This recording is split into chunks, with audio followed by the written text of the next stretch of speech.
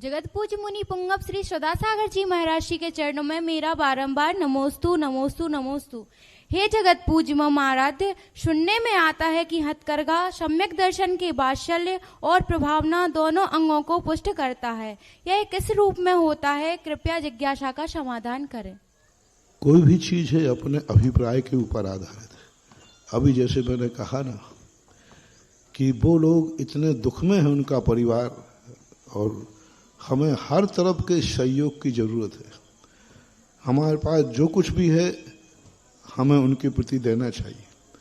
हमारे भगवान है तो भगवान से प्रार्थना करो। हम भगवान के भक्त हैं तो हम उनके लिए भक्ति करें। हमारे पास भक्तांबर पाठ पढ़ रहे हैं तो एक दिन का भक्तांबर उन अहमदाबाद वालों के लिए दे दो। भक्तांबर हम प्रतिदिन पढ़ रहे हैं, लेकिन एक दिन का भक्तांबर, एक हम भगवान की पूजा कर रहे हैं। तो इसी प्रकार से ये कह रहा था वात्सल्य का एक विस्तार।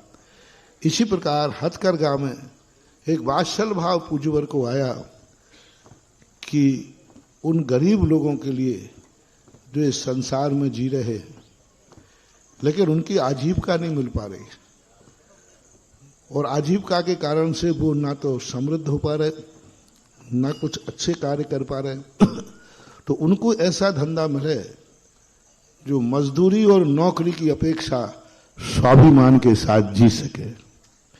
क्योंकि नौकरी में, मजदूरी में उनको बहुत कुछ हीन भावना होती है, गालियां सुनना पड़ती हैं।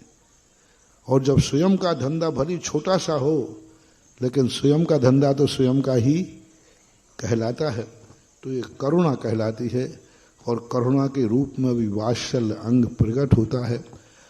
मैंने कहा ना कि सामने वाले के दुख को दूर करने के लिए हमारे पास जो कुछ भी है, जो उपाय है, वो सब समर्पित करना, ये सब वात्सल्य अंग के अंतर्गत आता है।